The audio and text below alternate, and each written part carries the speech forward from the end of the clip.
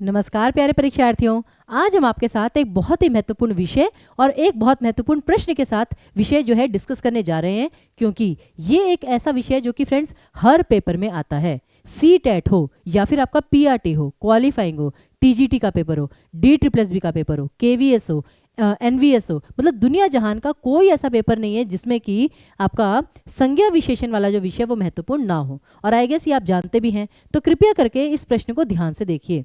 प्रश्न आपको कैसा आता है, क्योंकि आप जानते हैं कि केवल BPSC जिसमें 5 विकल्प आते हैं, बाकी सब में तो 4 ही विकल्प आते हैं। तो प्रश्न क्या है, निम्न में से व्याकरण की दृष्टि से भिन्न शब्द कौन सा है।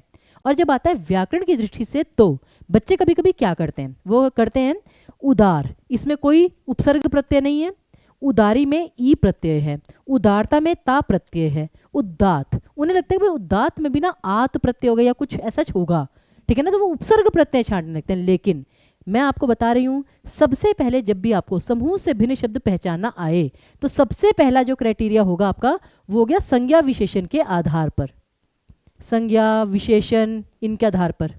फिर दूसरा आप ये देख लीजिएगा, चारों का अर्थ क्या है। कभी कभी क्या होता है कि पर्यायवाची होते हैं 4 में से 3 और एक शब्द का भिन्न अर्थ होता है, तो बहुत सारे क्राइटेरिया हो सकते हैं जिसमें कि आपको भिन्न शब्द छांटना हो। लेकिन एक जो सबसे इंपॉर्टेंट है, स्पेशली जब व्याकरण की दृष्टि से लिखा हो, वो आपका हमेशा संज्ञा विशेषण के ही आधार पर होगा। अब अगली चीज क्या आती है, उदार, वो वह व्यक्ति बहुत उदार है, उदार यानी कि बड़े दिल वाला, तो ये आपका विशेषण हो गया। फिर उदारी, कि वह बहुत ही उदारी व्यक्ति है, कह देते हैं हम कभी कभी, ठीक है ना, तो ये भी आपका विशेषण आएगा।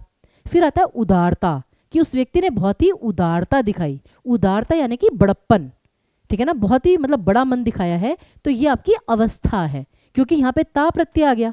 कृपया करके ध्यान रखिए, क्रिया के साथ ता प्रत्यय जुड़े तो वो क्रिया ही बनता है, उछलता, कूदता, भागता, दौड़ता, लेकिन क्रिया के अलावा जिसके भी साथ ता प्रत्यय जुड़े वो आपका हमेशा भाववाचक संज्ञा होगा।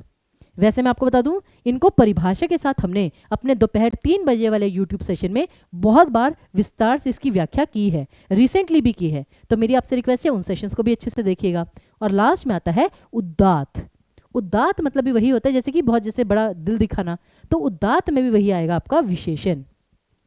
तो अल्टीमेटली यहाँ पर जो आपका सही उत्तर था वो था आपका सी ऑप्शन, कि 3 विशेषण थे, एक आपका भाववाचक संज्ञा था। लेकिन अब यहाँ पर क्या होता है, एक बहुत बड़ी मिस्टेक कर देते हैं बच्चे।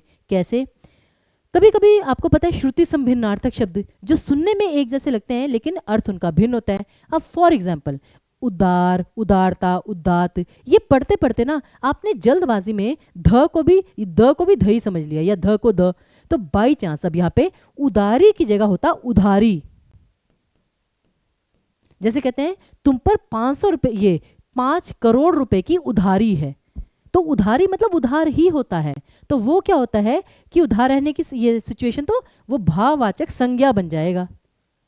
तो जरूरी नहीं कि अगर किसी शब्द के साथ ई प्रत्यय जुड़ जाए तो वो विशेषण ही बनेगा।